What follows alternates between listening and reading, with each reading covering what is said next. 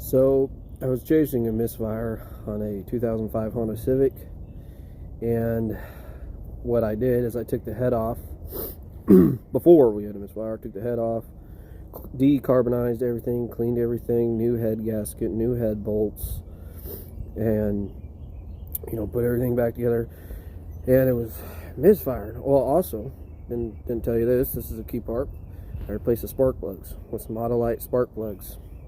Okay, and then I was thinking maybe something with the timing, maybe the timing tensioner. So even got a new timing belt and tensioner, even though I did that 40,000 miles ago. But just did it and did the valve lash. I'm going through this, I'm going through that. And then I'm like, and I was reading online, these Hondas they like NGK and Denso. So I went down and I got some NGK spark plugs. Misfire went away. This is after replacing ignition coils and new exhaust manifold, new O2 sensors. But so hopefully this will help some of you Honda guys out there.